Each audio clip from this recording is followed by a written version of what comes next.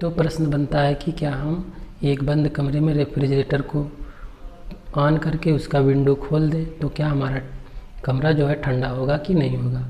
तो आंसर है कि हमारा कमरा ठंडा नहीं होगा, बल्कि कुछ टेम्परेचर बढ़ भी जाएगा।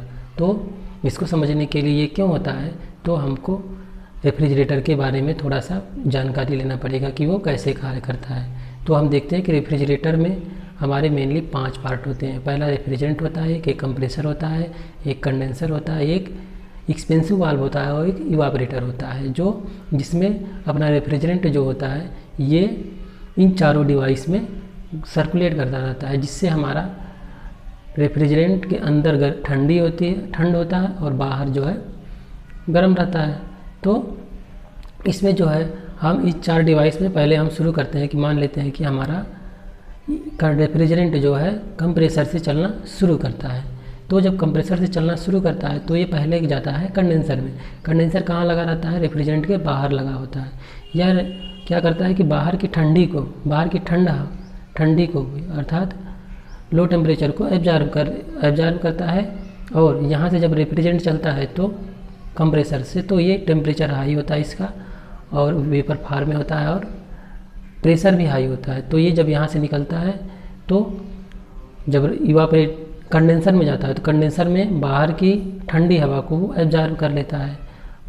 तो जब एब्जॉर्ब कर लेगा तो इसका टेम्परेचर कम हो जाता है रेफ्रिजरेंट का, और ये वेपर फॉर्म से लिक्विड फॉर्म में चेंज हो जाती है। और उसके बाद जब रेफ्रिजरेंट अपना आगे बढ़ता है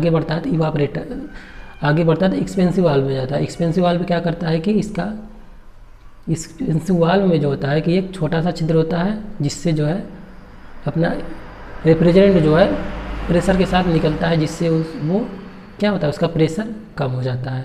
और जब प्रेशर कम हो जाता है तो उसके बाद ये कहाँ जाता है, इवापरेटर में।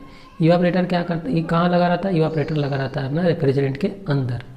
और अंदर में रखी हुई वस्तु या अंदर के हीट को वो क्या करता है, एब्जॉर्ब कर लेता है। और यहाँ पे जो अपना रेफ्रिजरेंट आता है इवापरेटर में, वो टेम्परेचर उसका लो होता है, प्रेशर लो होता है और वो लिक्विड फॉर्म में होता है। लेकिन जब वो इवापरेटर में आता है तो वो रेफ्रिजरेंट के अंदर की गर्मी को एब्जॉर्ब करता है, तो उसका टेम्परेचर बढ़ जाता है, वो वेपर फॉर्म में हो जाता है और प्रेशर भी बढ़ जाता है। तो वो उसके बाद जो है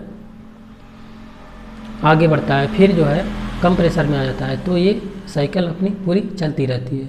और जब इस साइकिल को चलती रहती है तो इसमें हम देखते हैं 2 मेजर डिवाइस है, जिसमें एक है इवापरेटर, एक है कंडेंसर।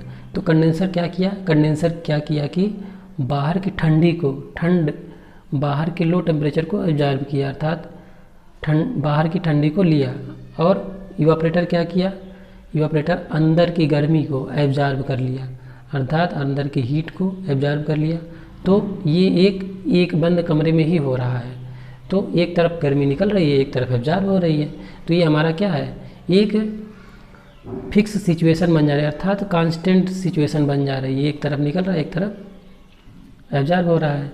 तो इससे हमारा कमरे के टेम्परेचर पे कोई इफेक्ट नहीं पड़ेगा, लेकिन बढ़ेगा थोड़ा सा। क्यों बढ़ेगा, क्योंकि इसमें जो है कुछ इलेक्ट्रिकल डिवाइस भी लगी हुई हैं, जिसमें हमारा कंप्रेसर है। कंप्रेसर क्या करता है, कंप्रेसर में क्या होता है, एक मोटर होता है, और ये मोटर से भी थोड़ा सा हीट जनरेट होगी। और ये हीट के कारण कमरा रिस्पेक्टिव थोड़ा सा गर्म भी हो सकता है बजाय ठंडा होने के। तो इस प्रकार हमको समझ में आया कि हम रेफ्रिजरेटर के द्वारा अपने कमरे को ठंडा नहीं कर सकते हैं।